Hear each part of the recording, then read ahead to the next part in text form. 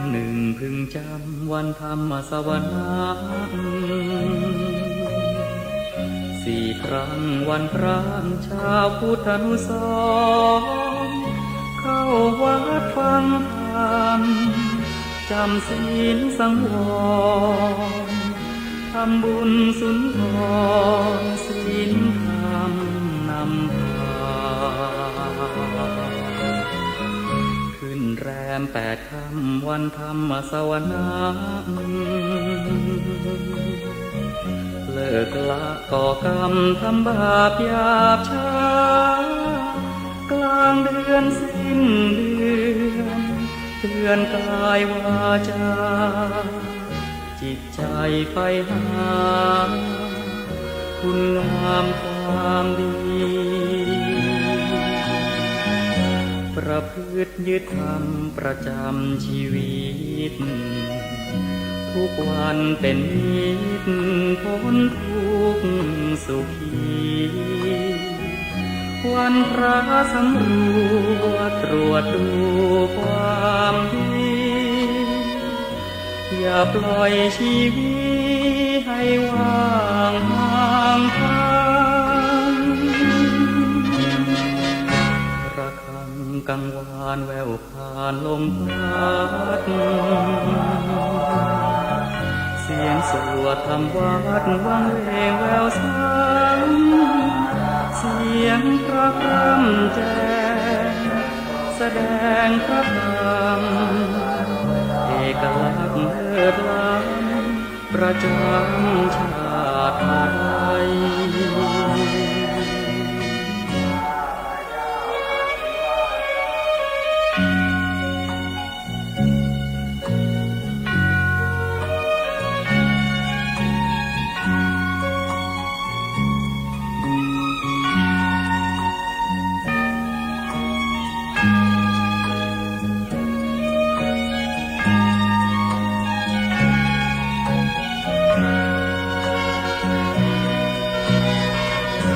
ประพฤติยึดธรรมประจำชีวิตทุกวันเป็นนิจพ้นทุกข์สุขี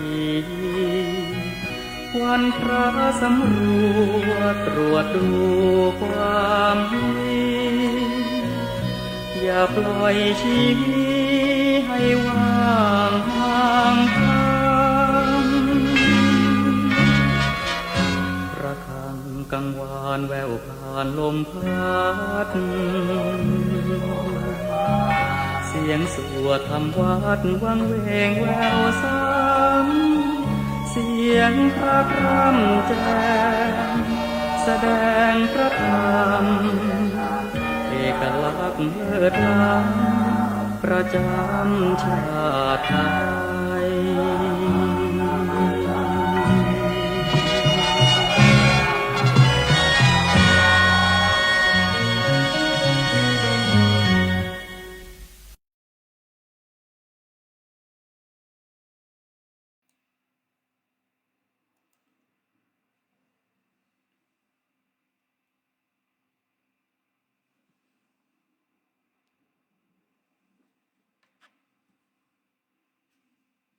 เจริญพรท่านสาธุชนทั้งหลาย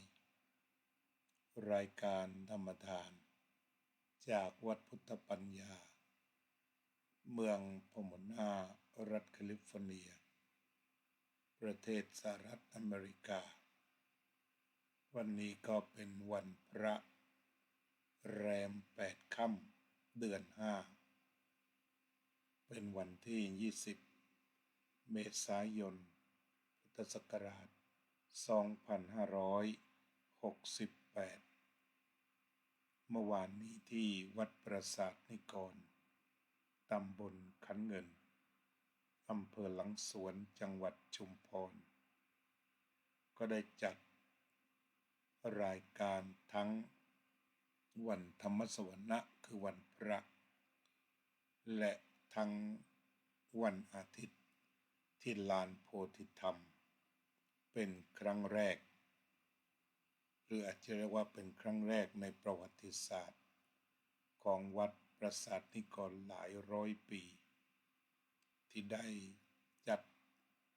วันธรรมสวนะที่ลานโพธิธรรมที่ประชาชนช่วยกัน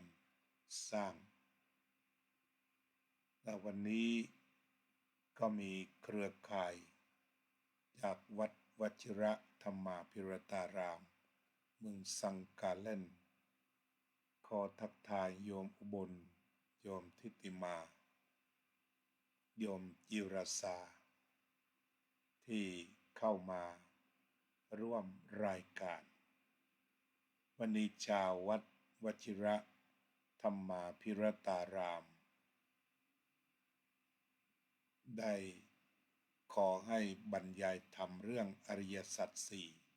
ให้ฟังบอกว่าอยากจะขอฟังสักครั้งมีความยินดีเป็นอย่างยิ่งที่จะได้บรรยายเรื่องอริยสัจท่านผู้ใดปรารถนาจะฟังก็แจ้งเข้ามาได้โยมจิรสาอัลลันสพาร์คซึ่งเป็นเจ้าของคำถาม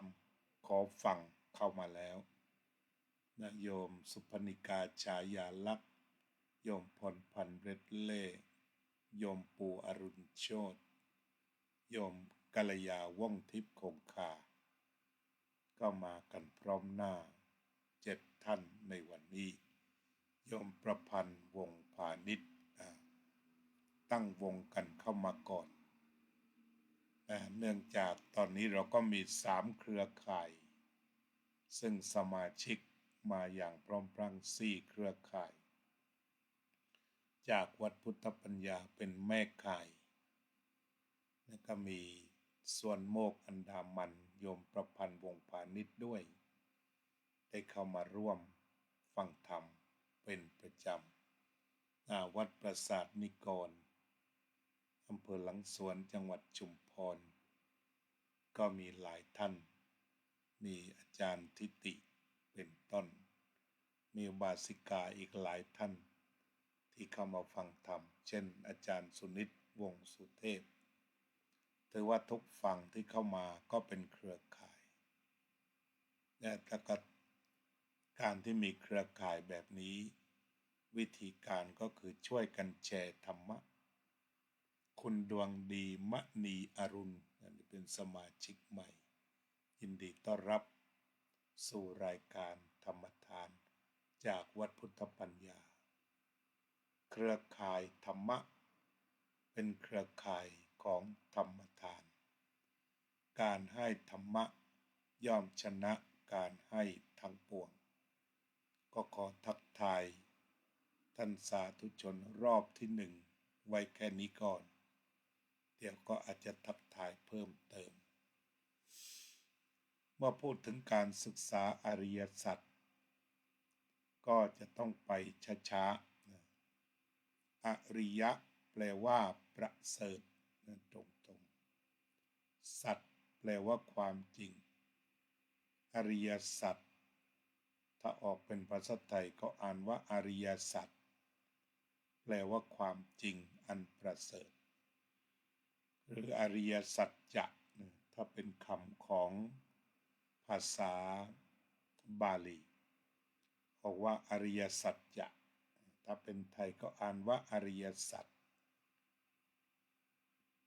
ซึ่งแปลตรงๆว่าความจริงอันประเสริฐ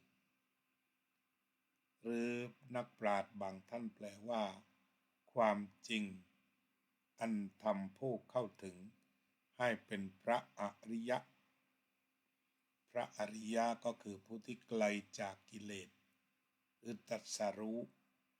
เช่นองค์สมเด็จพระสัมมาสัมพุทธเจ้าปกติก็เป็นเจ้าชายสิทธัตถะแต่เมื่อมาตรัสรู้ความจริงอันประเสริฐก็เป็นพระอริยเจ้าเป็นพระสัมมาสัมพุทธเจ้าพระสาวกจำนวนมากที่พระพุทธองค์ทรงแสดงธรรมะคืออริยสัจให้ฟังจนบรรลุเป็นพระโสดาบันบ้างเป็นพระอรหันต์บ้างก็มาจากอริยสัจ ก็แปลว่าผู้เข้าถึงความจริงนี้ย่อมกลายเป็นพระอริยะคือสัจจะที่ทำผู้เข้าถึงให้กลายเป็นอริยะหรือสัจจะที่แปลว่าความจริงอันประเสริฐนี่ก็เรียกว่าทำความเข้าใจเบื้องต้นหัวข้อง่ายๆกันเสียก่อนทีนี้อาจจะเรียกว่าที่ว่าความจริงอันประเสริฐก็เป็นความจริงที่สุดเอามาตรงนี้ขอต้อนรับอาจารย์กสิณหงสพฤกษ์จากเชียงใหม่คุณโรเบิร์ตเอ็นแอนเดอร์สัน Welcome โรเบิร์ตเอ็นแอนเดอร์สันทีนี้คำจำกัดความที่อาตมาชอบก็คือคำว่าความจริงอันประเสริฐคือเป็นความจริงที่ไม่มีอะไรเปลี่ยนคือจริงอยู่อย่างนั้นไม่เคยเปลี่ยนแปลงเลยเราจึงเรียกกันว่าความจริงอันประเสริฐคือจริงแท้ไม่สามารถเปลี่ยนเรียกว่าเป็นความจริงสูงสุดจริงแท้ใครก็เปลี่ยนเรื่องนี้ไม่ได้ความพยายามความรู้อะไรที่ระดมมาเนี่ยก็จะมาเปลี่ยนอริยสัจคือความจริงที่พระพุทธองค์แสดงไว้มิได้ทีนี้ความจริงอันประเสริฐต่อไปก็มีองค์ประกอบคือหนึ่งความทุกข์สองเหตุให้เกิดทุกข์สามความดับทุกข์สี่เส้นทางสู่ความดับทุกข์อันนี้เป็นธรรมะที่พระองค์ได้ทรงแสดงอาตมาก็จะเดินตามลำดับตามรอยพระบาทที่ทรงตรัสเอาไว้ทีนี้พระองค์ได้ทรงแสดงพระธรรมนี้เป็นตัวยืนยันว่าเพราะพระองค์ได้ตรัสรู้อริยสัจสี่มีปริวัติ3อาการ12จึงปฏิญาณตนว่าเป็นพระอรหันตสัมมาสัมพุทธเจ้าอริยสัจสี่เป็นธรรมะเครื่องยืนยันว่าเมื่อพระองค์ตรัสรู้ได้ครบถ้วนก็เป็นพระพุทธเจ้าอย่างสมบูรณ์ซึ่งได้ทรงตรัสกับพระปัญจวัคคีย์ด้วยคำบูชาพระรัตนตรัยทางภาคใต้ที่กล่าวไว้อย่างดีอรหังสัมมาสัมพุทโธภควาพระผู้มีพระภาคเจ้าเป็นพระอรหันต์บริสุทธิ์หมดจดจากกิเลสเครื่องเศร้าหมองทั้งหลายได้ตรัสรู้ถูกถ้วนดีแล้วการสรรเสริญคุณของพระพุทธองค์ตรงนี้ก็คือหมายถึงว่าพระองค์ได้ตรัสรู้อริยสัจอย่างถูกถ้วนก็คือครบถ้วนทั้งสัจจญาณกิจญาณและกตญาณที่เรียกกันว่ามีอาการ12มีปริวัติ3นั้นก็จะต้องมีญาณทั้ง3ในแต่ละหัวข้ออริยสัจเช่นในข้อที่1ก็จะต้องมีสัจจญาณกิจญาณและกตญาณพอสมุทัยก็จะต้องมีสัจจญาณกิจญาณกตญาณนิโรธก็จะต้องมีสัจจญาณกิจญาณกตญาณมรรคก็จะต้องมีสัจจญาณกิจญาณกตญาณเมื่อนำมาคูณกัน3เท่ากับ3 4 12 3นี้เรียกว่าปริวัติก็คือรู้แบบครบถ้วนสมบูรณ์ลึกซึ้งนั่นเองไม่ว่าจะดูมุมไหนอริยสัจสี่ก็ชัดไปหมดเมื่อนำเอาสัจจญาณคือความจริง กิจญาณสิ่งที่ควรทำและกัตตญาณก็รู้ว่าได้ทำแล้วก็ขอกล่าวว่าสิ่งเหล่านี้ปรากฏแก่พระสัมมาสัมพุทธเจ้าพระอรหันต์ทั้งหลายทีนี้ถ้าเราจะมาเริ่มต้นเรื่องทุกข์ที่เป็นสัจจญาณก็คือการนำเสนอว่าทุกข์เป็นเช่นนี้เช่นอิทังทุกขังอริยสัจจังคือทุกข์เป็นอย่างนี้การเกิดเป็นทุกข์ความแก่เป็นทุกข์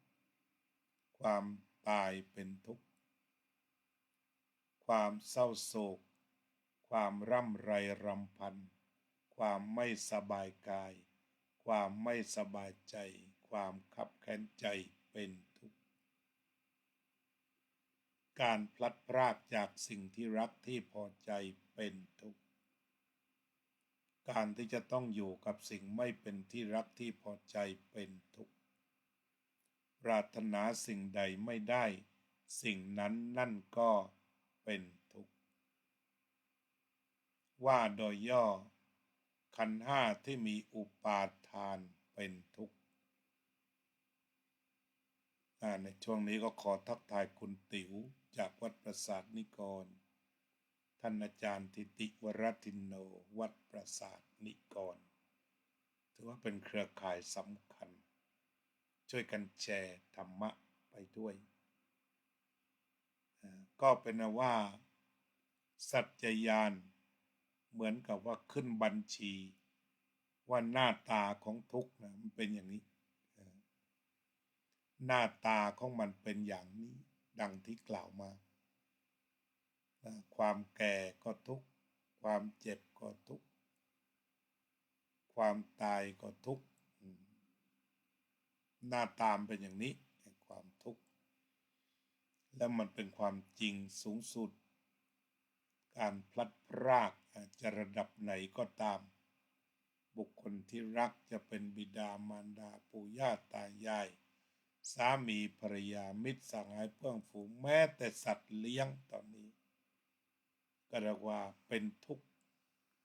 หลายท่านหมาตายแมวตายก็เป็นทุกข์อยู่นานพอๆกับคนตายทีเดียวที่มันมีความทุกข์เพราะการพลัดพราก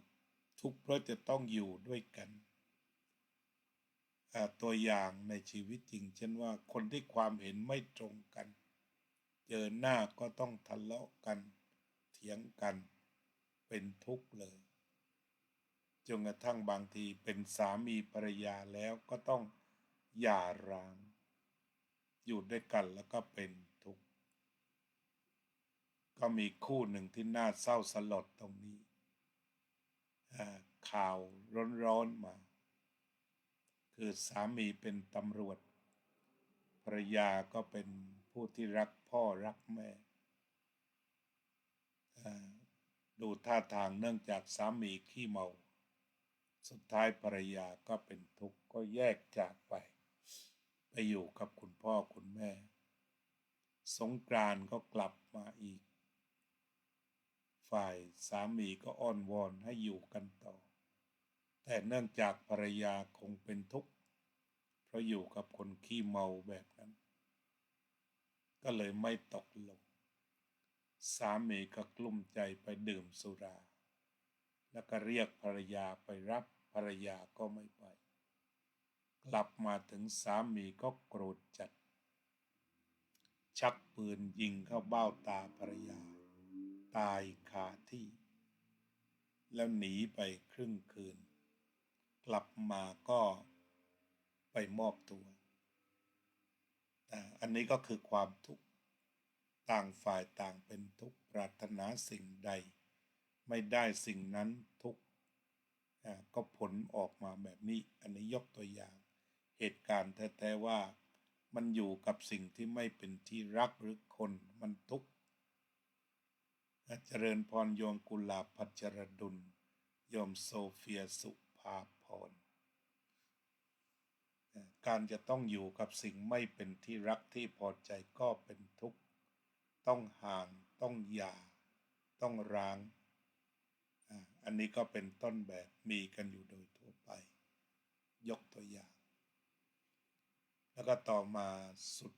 สุดก็คือขันธ์ห้าที่มีอุปาทานเป็นทุกข์อันนั้นก็คือถ้าขันธ์ห้าที่ไม่มีอุปาทานก็คือไม่ทุกข์นี่ก็เราได้ยกตัวอย่างกันแล้วถึงว่าทุกข์เป็นเช่นนี้เป็นสัจจญาณเป็นความจริงอยู่คู่โลกความทุกข์ที่พระพุทธเจ้าตรัสไว้นี่อยู่คู่โลกหนีไม่พ้นไม่อะไรก็อะไรนี่ก็คือเรื่องของทุกข์ที่มันมีบัญชีบอก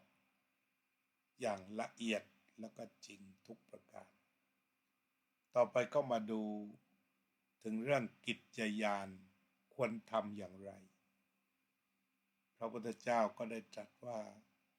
เรื่องทุกข์นี่ควรกำหนดรู้ควรกำหนดรู้ควรรู้เวลามีทุกข์ใดปรากฏก็เข้าไปรู้เลยไม่ต้องหลบไม่ต้องเลี่ยงไม่ต้องหนีไม่ต้องฆ่าตัวตายมีหลายคนมีความทุกข์เลือกที่จะหนีโดยฆ่าตัวตายมีนักร้องคนหนึ่งก็กลุ้มใจปรากฏว่าพอถึงวันเกิดก็ตัดสินใจฆ่าตัวตายนี่ก็เรียกว่าในโลกนี้ความทุกข์มีทั่วไปหมดเลยทีนี้ทุกข์โดยทั่วไปมนุษย์หนีมนุษย์กลบทุกข์เช่นเสพยาเสพติดที่ระบาดเหลือเกินทั้งนี้ก็เพราะมนุษย์เป็นทุกข์และอยากฝังกลบความทุกข์นั้นแต่ว่าพระพุทธองค์ไม่ได้บอกว่าจงหนีหรือว่าจงฝังกลบจงปกปิดแต่จงกำหนดรู้คือเผชิญมันเป็นอย่างนี้มันเป็นอย่างนี้หรือว่าตถาตาคือพระพุทธเจ้าทรงพระนามว่าตถาคตคือเดินเข้าสู่ตถาตาคือความจริงคือจริงถ้าจริงแล้วก็ไม่หลบก็เดินตรงนี่ก็เรียกว่าเป็นสิ่งที่ควรกำหนดรู้แล้วก็สุดท้ายพระองค์ตรัสว่าพระองค์ก็ได้กำหนดรู้เรียบร้อยแล้วก็เป็นอันว่าพวกเราเป็นพระสาวกที่เดินตาม Good morning Dave ปุญญกาโมมัง Good morning Happy Easter Sunday from New York May everyone be safe find only happiness on their path today I'm going to give lecture on the topic the Four Noble Truths. Now I'm going to talk about what should be realized is suffering. And the Buddha said that this is suffering. Like a bird on earth, sickness and death, separation from the beloved one is suffering. Association with what is not the beloved, what is not love, what is not life is suffering. Attachment of five aggregate of body and mind also is suffering. The Buddha said that what to do with three things. We should understand,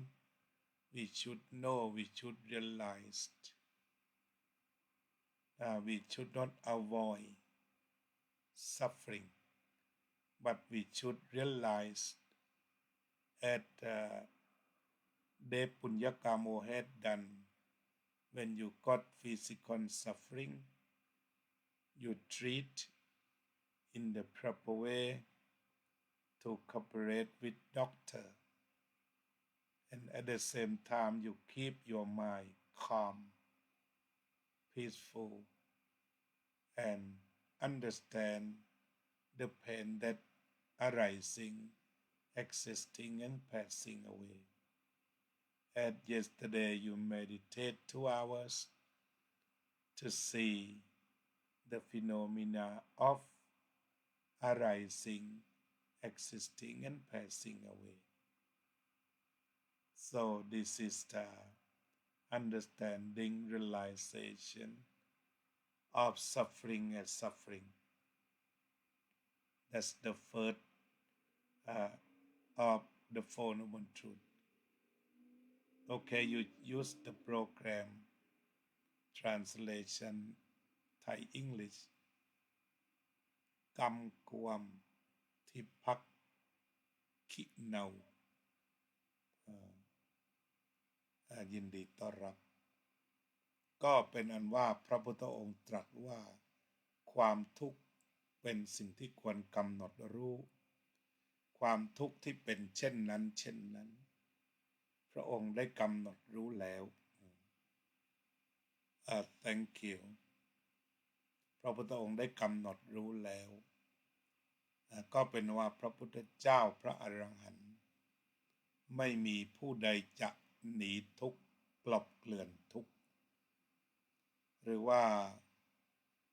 สกัดทุกข์ไม่ให้เกิดแต่ประการใดแต่เพียงแต่ว่าไปรู้จักไปรู้แจ้งไปปริญญาต่อทุกข์นั้นทีนี้ตอนนี้ปัญหาก็คือการกลบทุกข์ด้วยการเสพยาเสพติดแบบทำให้สมองไม่รู้ไม่เห็นอะไรไปชั่วคราวพอหายจากมึนเมาก็ปรากฏขึ้นมาอีกหนีต่อแต่พระพุทธองค์ได้ตรัสว่าให้ทำความเข้าใจหรือปริญญาก็คือไปทำความเข้าใจทุกเป็นสิ่งที่ควรจะกำหนดก็คือไปทำความเข้าใจไม่หนีไม่กลบไม่ลบแต่ประการใดก็เรียกว่ากำหนดรู้ว่าอ๋อเป็นเช่นนี้อันทุกครั้งที่เป็นทุกข์จากเหตุใดๆที่กล่าวมาแล้วลักษณะใดๆที่ได้พบทุกข์ลักษณะใดก็พึงกำหนดรู้ไว้ว่านี่ทุกข์พระประหลัดมิ่งขวัญสวัสดีครับยินดีต้อนรับนะครับโยมพยาวเจนพนัทเจริญพรสุขสันต์วันพระนี่ก็คือลักษณะของเรื่องทุกข์ที่ควรจะไปกำหนดที่ในฐานะเป็นพุทธบริษัทเจอทุกข์ไม่ต้องตกใจเราลูกศิษย์พระพุทธเจ้าพระองค์ตรัสว่าให้กำหนดรู้แม่ชีสันสนีเคยพูดคำคมเอาไว้ว่าทุกข์ไม่ได้มีไว้ให้เป็นแต่มีไว้กำหนดรู้ใช่ไหมครับอาจารย์ประหลัดมิ่งขวัญทุกข์ไม่ได้มีไว้ให้เป็นแต่ทุกข์มีไว้ให้รู้ถูกต้องใช่ไหมครับมีคำคมใดจะเขียนร่วมสนทนานิมนต์นะครับท่านอาจารย์พระประหลัดมิ่งขวัญเป็นพระที่เก่งในเรื่องธรรมะที่นำมาร้อยกรองเป็นบทเป็นกลอนเป็นกวีนิมนต์นะครับต่อไปก็เป็นอันว่าพระพุทธองค์ได้ตรัสว่าการศึกษาทุกข์ก็ต้องศึกษา3 มุมคือ1เห็นหน้าตาของมันว่าเป็นอย่างไร2รู้จักและก็รู้จักให้ดีใครทำได้บ้างอาตมาก็ไม่รับรองใครแต่ไปรับรองว่าพระพุทธองค์และพระอรหันต์ทำได้แน่นอนส่วนพวกเราซึ่งเป็นพระสาวกได้สดับแล้วก็ฝึกค คือเบื้องต้นก็ฝึกรู้ทุกเวลาที่กำหนดเวลาที่ปรากฏทุกมากทุกน้อยก็รู้ไปตามนั้นทุกน้อยก็ทุกน้อยทุกมากก็รู้ว่าทุกมากไม่ทุกเลยก็รู้แล้วว่าทุกดับไปแล้วพระองค์เคยยืนยันไว้อีกทุกเท่านั้นเกิดขึ้นทุกเท่านั้นตั้งอยู่ทุกเท่านั้นดับไปถึงแม้ว่ามันจะเจ็บปวดรวดร้าวมากน้อยเพียงใดแต่มันยังมีความปราณีตามกฎธรรมชาติคือทุกเท่านั้นเกิดขึ้นทุกเท่านั้นตั้งอยู่และทุกเท่านั้นดับไปเราก็จะต้องเอามนตราบทนี้ของพระองค์มาใช้ด้วยทุกเท่านั้นเกิดขึ้นทุกเท่านั้นตั้งอยู่ทุกเท่านั้นดับไปทุกมันเป็นเช่นนี้ทุกเกิดขึ้นทุกตั้งอยู่และทุกดับไปก็เป็นนั้นว่าเรื่องทุกข์ที่มีปริวัติ3แค่นี้ก่อนท่านที่ยังมีข้อข้องใจเขียนขึ้นมาทางคอมเมนต์ได้เลยทีนี้ต่อมาก็คือมาดูสมุทัยที่พระพุทธเจ้าตรัสถ้าสั้นๆก็เรียกว่าตัณหาคือเหตุให้เกิดทุกข์คุณกนกขวัญอินตันคุณคำไพปาสารน่าเจริญพรอาตมาก็โยมเข้ามาก็ทักบางคนก็บอกว่าไม่ต้องทักให้อาจารย์บรรยายให้จบไปเลยพอดีหน้าปัดของโทรศัพท์ที่เราดูชื่อคนมันวิ่งหนีขึ้นไปหมดพอจบก็ไม่มีชื่อใครก็ทักสลับกันไปถือว่าอย่าถือว่าเป็นพระธรรมเทศนาขนาดยาวแต่ถือว่าคุยธรรมะกันไปก็จะได้ไม่ตึงเครียดอะไรมีหลายคนเคยบอกแม้กำลังฟังอาจารย์ไปทักคนโน้นคนนี้ขาดตอนว่างั้นก็มีส่วนก็สดับรับฟังแต่ว่าเนื่องจากเป็นรายการชนิดสนทนาความจริงถ้าเป็นไปได้ก็ให้สนทนาเข้ามายิ่งดีต่อไปนี้ก็ขึ้นสมุทัยเนาะสมุทัยเนี่ยถ้าเราเรียกตัวเดียวก็เรียกว่าตัณหาเป็นสมุทัยเป็นเหตุให้เกิดทุกข์แล้วก็เราก็มาแบ่งตัณหาโดยลักษณะอีกก็คือกามตัณหาภวตัณหาวิภวตัณหาทีนี้ในตัณหาทั้ง3สรุปก็เหลือ2แหละก็คืออยากได้เข้ามาไว้ครอบครองอยากผลักไสออกไปมันก็สอดคล้องกับความทุกข์ที่พระพุทธเจ้าตรัสไว้ในบัญชีต้นนั่นแหละว่ามันเป็นสิ่งที่น่าปรารถนาก็ดึงเข้ามาตรงนั้นเป็นกามตัณหาส่วนมันไม่น่าปรารถนามันอึดอัดขัดเคืองเบื่อหน่ายสารพัดตรงนั้นก็คือวิภวตัณหาไม่เอาแล้วอยู่กับสิ่งใดแล้วน่าเบื่อรำคาญอาการนั้นน่าเบื่อรำคาญไม่เอาแล้วก็ผลักไสความรำคาญนั้นก็เป็นทุกข์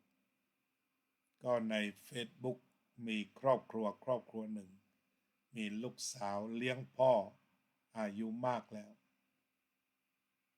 ทีนี้พอถึงสงกรานต์ลูกสาวก็ถามพ่อ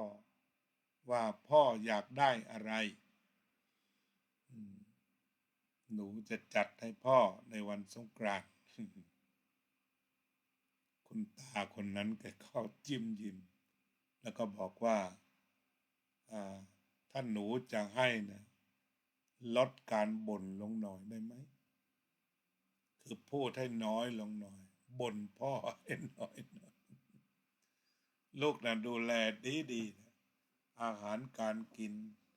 วัดความดันเจาะน้ำตาลพาไปหาหมอนี่สุดยอดแต่นี่แหละพ่อบอกว่าไอ้ความดีเหล่านั้นลูกบ่นเหลือเกินอันนี้คุณลุงก็เกิดวิภวตนาคือหมายความว่าลูกบ่นก็เป็นวิภวะตัณหาเบื่อที่ถ้ามอบให้กันได้ก็ลองดูเนี่ยตัววิภวตัณหาอยู่ตรง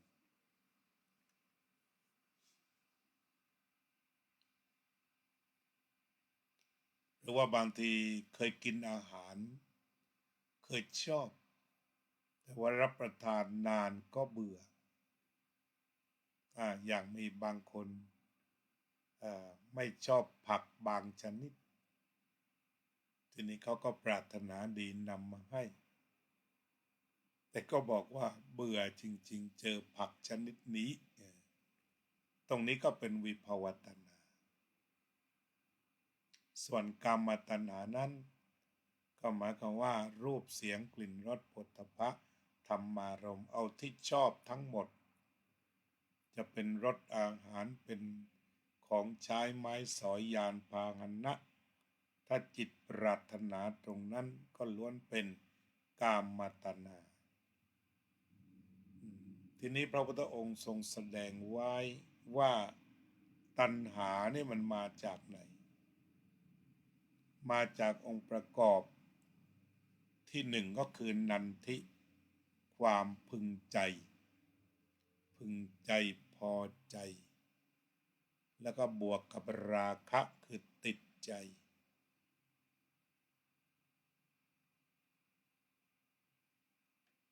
พอติดใจเสร็จแล้วก็ยังยินดีอย่างหนักคุณนพคุณปัญญาวีรทัศน์คุณเคนธนาเจริญพรที่องค์ประกอบของตัณหาก็คือว่ายินดีพอใจตรงนี้อยู่ในกลุ่มที่ภาษาบาลีเรียกว่านันทิยินดีพอใจติดใจยินดีพอใจติดใจเคยมีญาติโยมก็มาเล่าให้ฟังถึงเวลาไปบ่อนอย่างบ่อนอเมริกานี่ถ้าเป็นสมาชิกของก็3 วัน5 วันหรือ7 วันให้อยู่ฟรี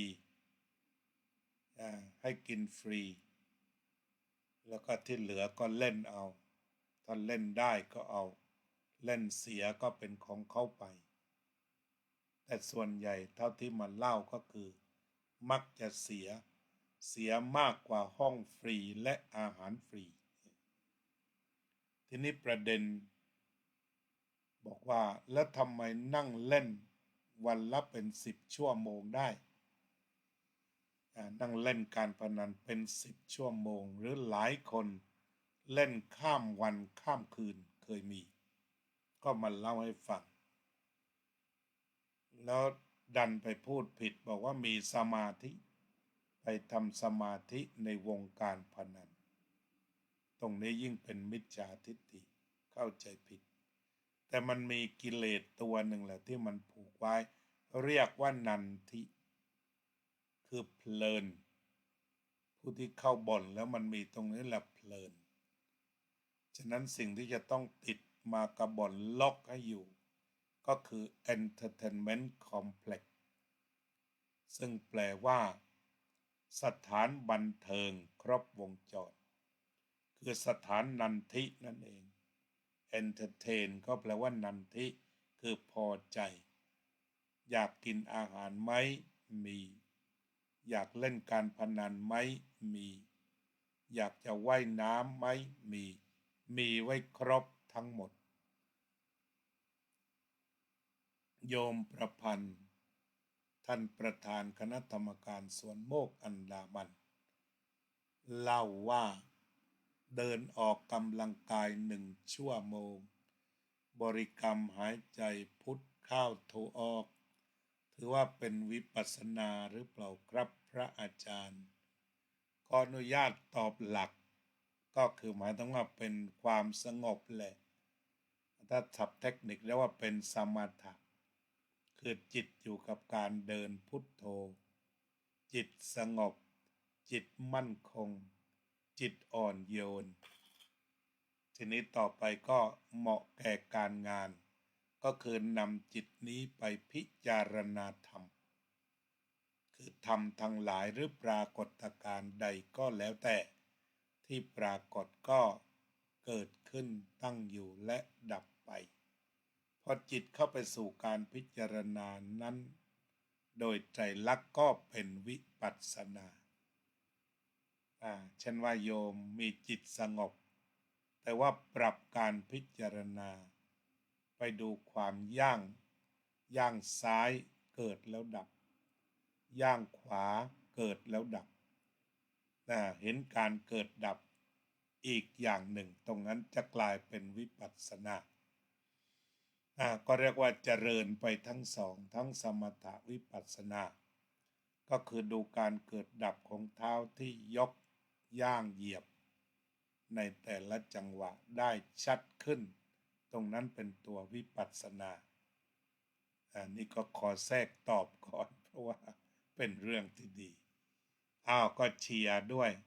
โยมเดินทุกวันวันละเป็นกิโลจงกรมแล้วอันนั้นถูกต้องแล้วนั่งภาวนาได้บุญกุศลแล้วครับถูกต้องยืนเดินนั่งใส่กำหนดรู้เข้าไปก็เป็นบุญกุศลถูกต้องของคุณไพจิตโยมอนุชาพฤกษานนทชัยแต่ก็เป็นอันว่านันทิแปลว่าความเพลินแปลว่าความเพลิดเพลินจะนำไปสู่พอเพลินมากเรียกว่าอภินันทิ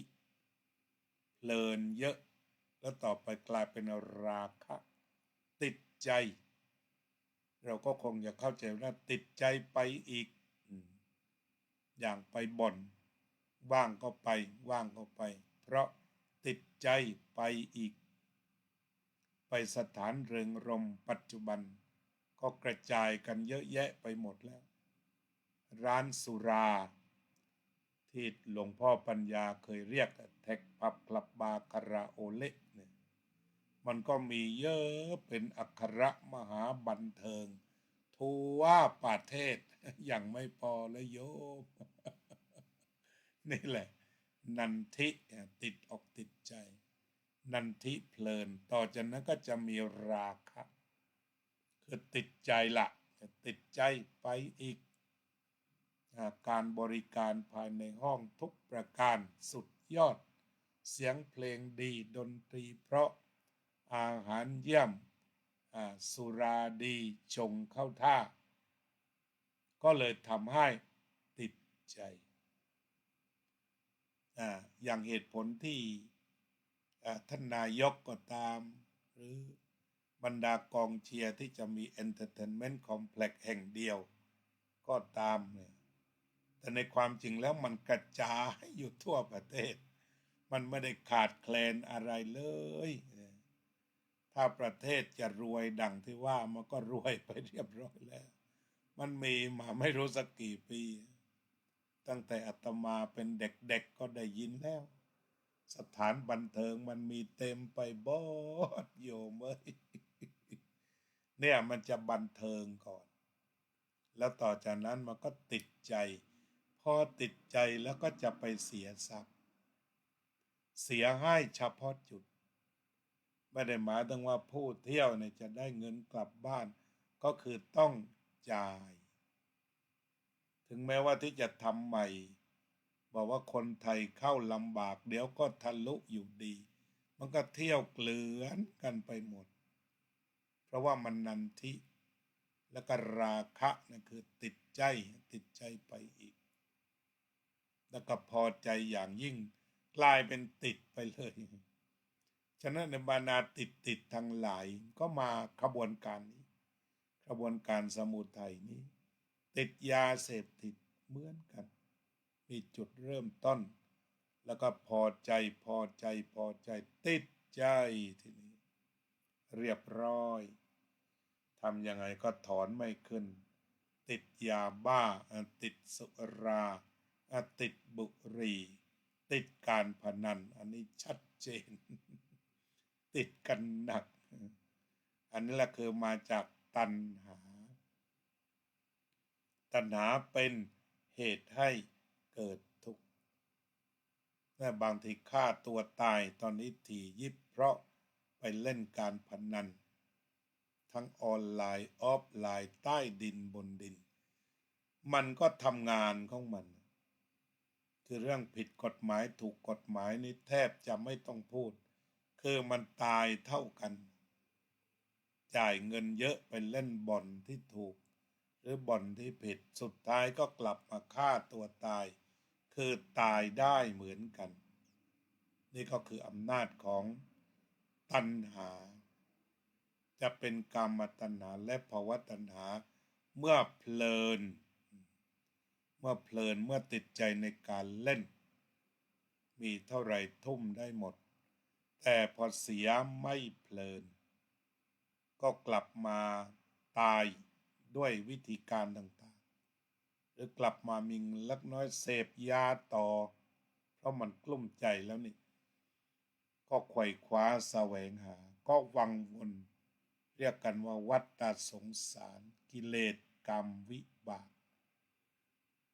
วนเวียนทุกข์เกิดแล้วเกิดอีกอันนี้ก็นำมาเล่าให้ชัด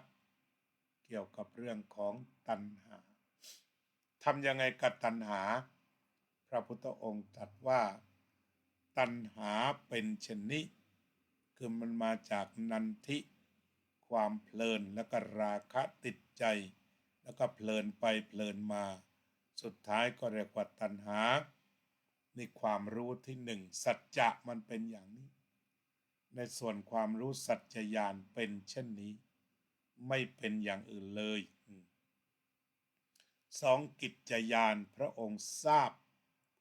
ว่าจะต้องละตัณหานั้นเป็นสิ่งที่ต้องละเหตุให้เกิดทุกข์ที่เป็นเช่นนี้หน้าตาเป็นเช่นนี้กิจก็คือต้องละแล้วก็กัตตญาณก็คือพระองค์ละได้แล้วคือหนึ่งรู้จักตัณหาเป็นอย่างดีสองตัณหาต้องละเท่านั้นจิตจึงจะหลุดพ้นเป็นอิสระโดยประการทั้งปวงจากทุกข์แล้วก็ประการที่สามก็คือพระองค์ละแล้วพระอรหันต์ละแล้ว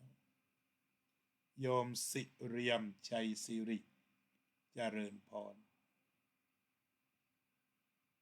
โยมสิเรียมโยมบุญชูมั่งคั่งเจริญพรอันนี้ก็คือตัณหาเป็นสิ่งที่ควรละพระพุทธเจ้าและพระอรหันต์ละตัณหาได้แล้วตกลงว่ามาถึงสมุทัยก็มีสัจจญาณกิจจญาณและกัตตญาณ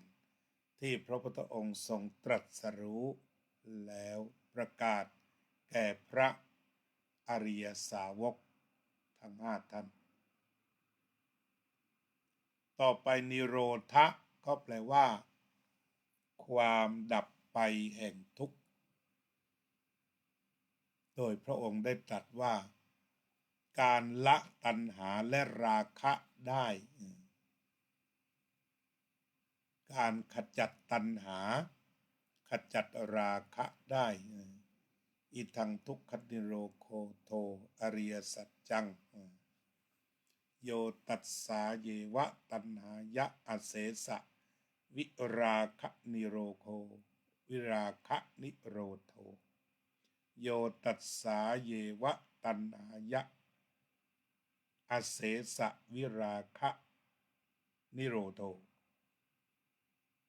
นิโรธของพระพุทธองค์ก็คือการ ขจัดตัณหาและราคะขจัดตัณหาและก็ราคะได้หมด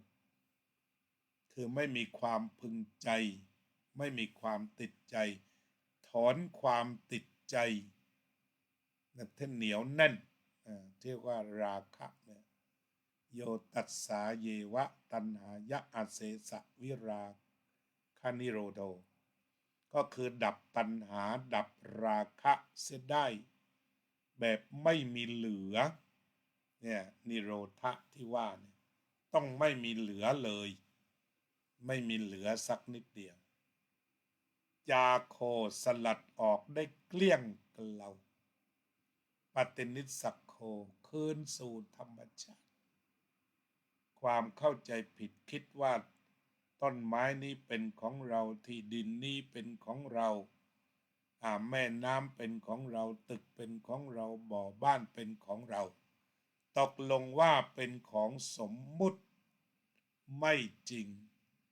ตอนนี้ไม่เอาไว้แล้วไม่มีอะไรเป็นของเราแล้วคืนสู่ธรรมชาติเรียกว่าปฏินิสสโคมุตติพ้นเด็ดขาดอนาลโยไม่มีเยื่อใยอีกย้อมไม่ติดถ้าเป็นการย้อมผ้าก็คือย้อมไม่ติดแล้วไม่มีอะไรเข้าไปย้อมใจได้แล้วที่เรียกว่าย้อมใจย้อมใจย้อมใจในรูปเสียงกลิ่นรสผลทพะเลิกกันเมื่อถึงนิโรธะไม่มีอะไรจะย้อมติดไม่มีกาวใจอีกต่อไปไม่มีกาวใจอีกต่อไปหลุดลุ่ยพลุ่ยไปเลยจาโคปฏินิสสโคมุตติอนาลโยฉะนั้นในเรื่องนี้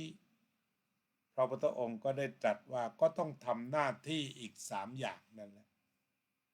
นั่นหมายความว่าสามารถรู้ซะก่อนรู้เข้าใจว่านิโรธะคือการดับสนิทเด็ดขาดไม่เหลือหลอแห่งตัณหาและราคะจากนั้นก็เรียกว่าเต็มไปด้วยการเสียสละสลัดปล่อยวางคืนสู่ธรรมชาติพ้นอย่างเด็ดขาดอิสรภาพเป็นสิ่งที่ควรทำให้แจ้ง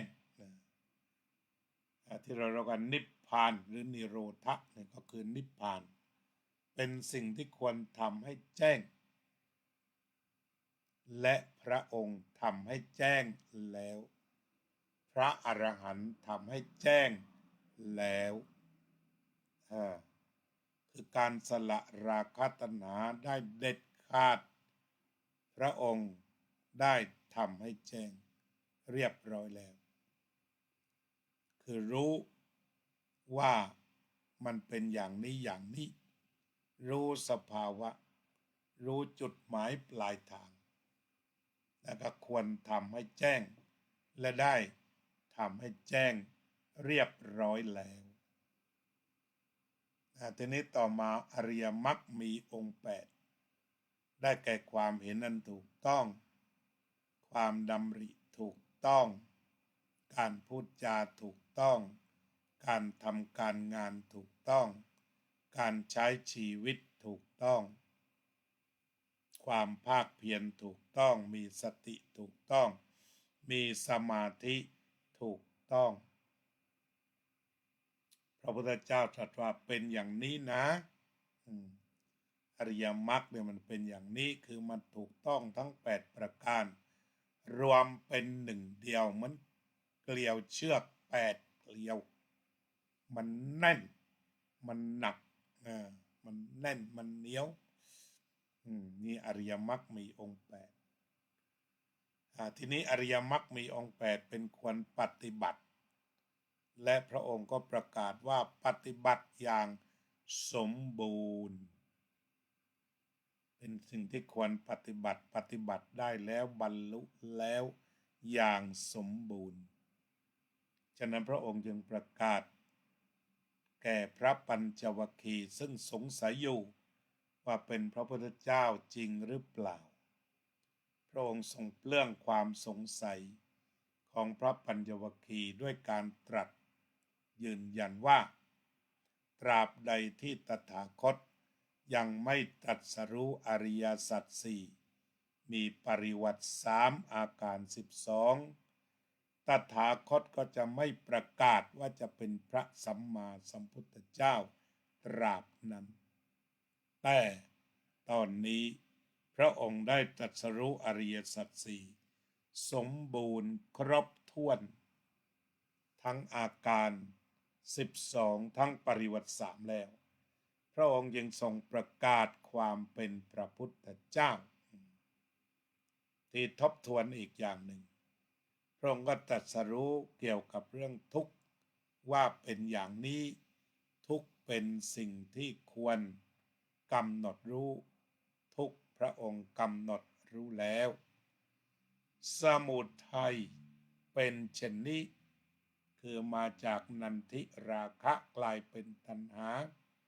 กามตัณหาภวตัณหาวิภวตัณหาพระองค์รู้แล้วแล้วก็พระองค์เป็นสิ่งที่ควรละพระองค์ละได้แล้วละได้ขนาดไหนนิโรธะนิโรธะก็คือสภาวะของการละตัณหาและราคะได้ไม่เหลือหลอสลัดออกไปส่งคืนธรรมชาติพ้นเด็ดขาดนี่ก็คือเป็นสิ่งที่ควรทำให้แจ้งและพระองค์ทำให้แจ้งแล้วอริยมรรคมีองค์8เป็นชนิดคือสัมมาทิฏฐิสัมมาสังกัปปะสัมมาวาจาสัมมากัมมันตะสัมมาอาชีวะสัมมาสติสัมมาสมาธิเป็นสิ่งที่ควรปฏิบัติและพระองค์ประกาศว่าปฏิบัติครบถ้วนแล้วจึงบรรลุเป็นพระสัมมาสัมโพธิญาณอริยสัจจึงแปลว่าสัจจะที่ทำให้ผู้บรรลุเป็นพระอริยะมีพระพุทธเจ้าเป็นพระองค์แรกซึ่งได้บรรลุอริยสัจอย่างครบถ้วนแล้วก็พระสาวกทุกพระองค์เข้าถึงอริยสัจเป็นพระอริยะกันหมด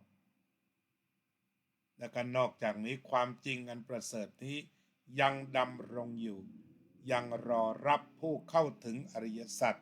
แล้วก็จะพ้นจากทุกข์ทั้งปวงเจริญพรโยมศรีวิไลศรีวงศ์ชัยคุณอุไรวันแบ่งยิรันคุณศรีวิไลศรีวงศ์ชัยถวายดอกไม้ถวายการกราบไหว้ขอบคุณทุกท่านขอบคุณเครือข่ายธรรมะจากวัดซังกาเลนวัดไทยซังกาเลนประเทศสวิตเซอร์แลนด์ขอบคุณเครือข่ายธรรมะวัดปราสาทนิกรขอบคุณเครือข่ายสวนโมกอันดามันและพี่น้องชาววัดพุทธปัญญาที่มาฟังธรรมกันพร้อมหน้าวันนี้ถ้าท่านจะพึงเห็นเข้าใจในอริยสัจได้บ้างอย่างไรก็ขอถวายเป็นพุทธบูชาทั้งหมดในวาระวิสาขบูชาแล้วเมื่อไหร่ใครจะฟังเรื่องอะไรก็แจ้งมาเพราะฉะนั้นวันนี้ก็เป็นการศึกษาธรรมที่เน้นย้ำมาจากคณะอุบาสิกาวัดวชิระธรรมาภิรตารามซังกาเลนประเทศสวิตเซอร์แลนด์ท่านประธานบริหารวัดบอกว่าอยากฟังอริยสัจก็จัดให้เต็มที่ตามที่สติปัญญาพึงมีโยมฟังแล้วรู้สึกอย่างไรบ้างก็เขียนสะท้อนกลับมาก็ได้ต่อไปก็เชิญภาวนากันสักเล็กน้อยเพื่อจิตสงบ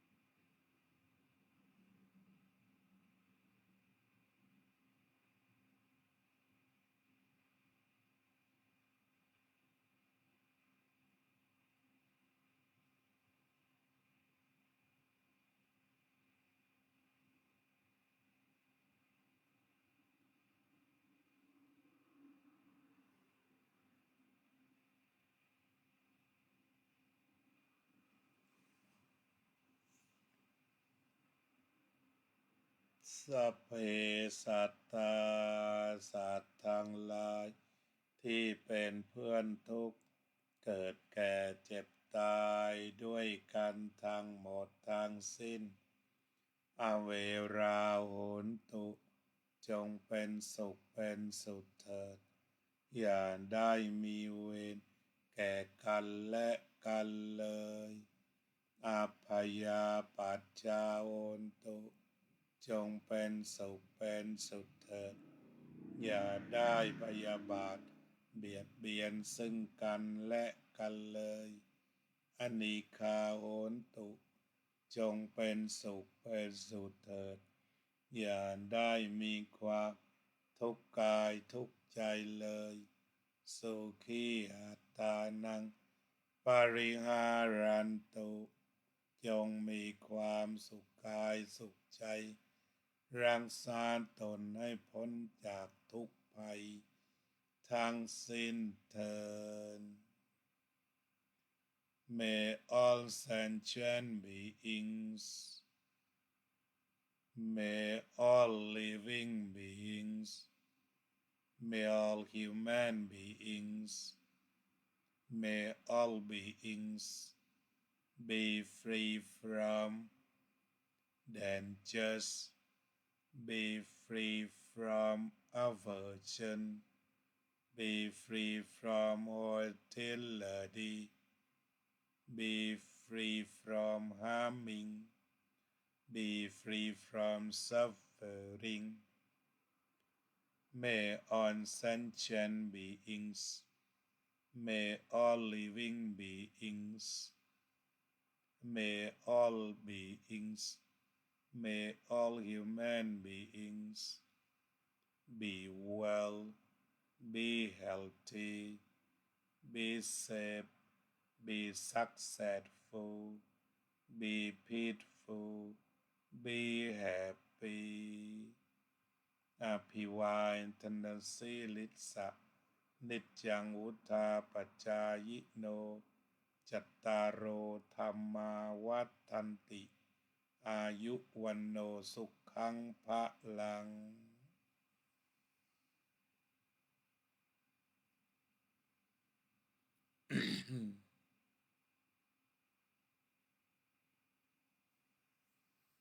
ก็ขออนุโมทนาสมาชิกจากเฟซบุ๊กวัดไทยสังกาเล่นซึ่งจะได้แชร์คำบรรยายไปด้วยเพราะว่าปัญหาวันนี้เป็นปัญหาธรรมะเหมือนเปิดคลาสเรียนที่สวิตเซอร์แลนด์ไปด้วยเพราะว่าท่านประธานบริหารอยากจะฟังกระจัดให้เรียบร้อยทางวัดก็สามารถแชร์ไปยังสมาชิกได้ว่านี่เป็นเหมือนกับคลาสของวัดวชิระธรรมาภิรตารามเช่นเดียวกันเรียนพร้อมกันทั่วโลกโยมศิวิไลศรีวงชัยโยมบัวผันหอลทั้งสองท่านเป็นสมาชิกสำคัญของวัดพุทธปัญญา วัดสันขยอมอำเภอสันป่าตองพระครูโชติธรรมบัณฑิตก็เป็นเครือข่ายเชียงใหม่อีกวัดหนึ่งท่านธรรมโชหนันทะสวัสดีครับ Good morning คุณโยมทิติมาอันนี้คณะกรรมการของวัดวชิระธรรมาภิรตารามได้มาร่วมศึกษาไม่ได้ขาดก็ร่วมแบ่งปันกันไปคุณอุบลอันนี้เราก็ใช้สื่อได้ช่วยกันเผยแผ่คุณโยมจิรสาอาลันสพักเจ้าของปัญหากราบขอบพระคุณพระอาจารย์ในเมตตาที่พระอาจารย์ได้บรรยายก็เป็นเพราะว่าได้บรรยายให้เป็นที่เรียบร้อยแล้วนะตามความปรารถนาผู้ใดจะฟังธรรมบรรยายเรื่องอะไร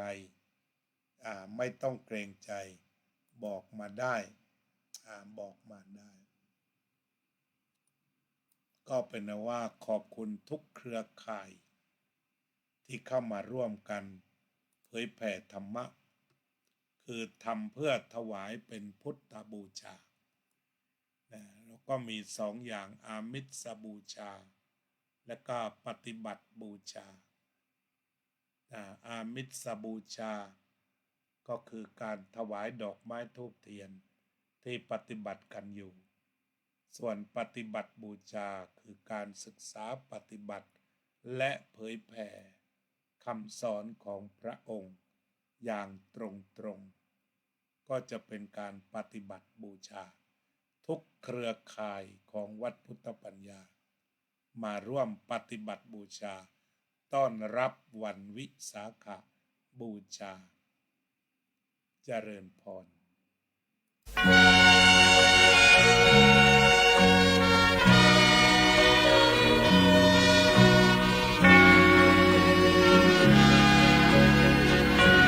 เดือนหนึ่งพึงจำวันธรรมสวนา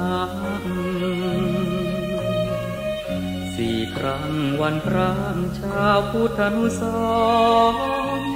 เข้าวัดฟังธรรมจำศีลสังวรทำบุญสุนทรศีลธรรมนำพา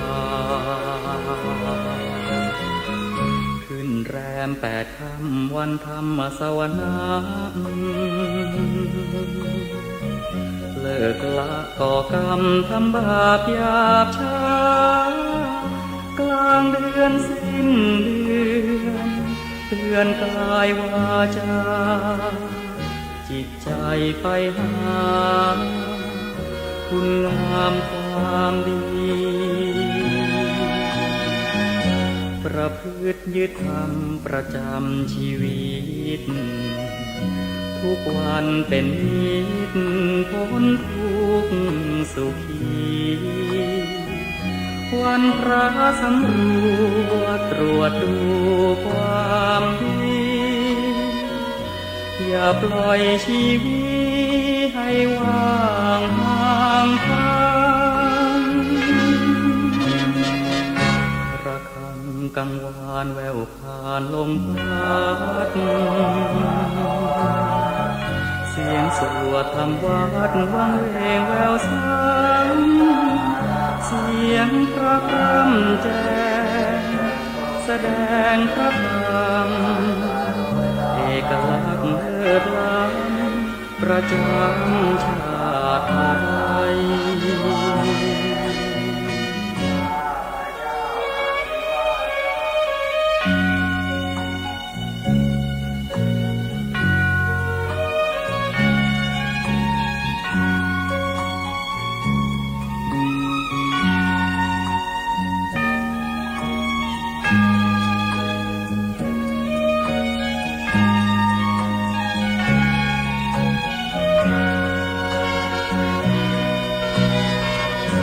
ประพฤติยึดธรรมประจำชีวิตทุกวันเป็นนิจพ้นทุกข์สุขีวันพระสำรวจตรวจดูความดีอย่าปล่อยชีวิตให้ว่างห่างทางระฆังกังวานแววผ่านลมพัดเสียงสวดธรรมวัดวังเวงแววซ้ำเสียงพระพร่ำแจ้งแสดงพระธรรมเอกลักษณ์เลิศล้ำประจำชาติไทย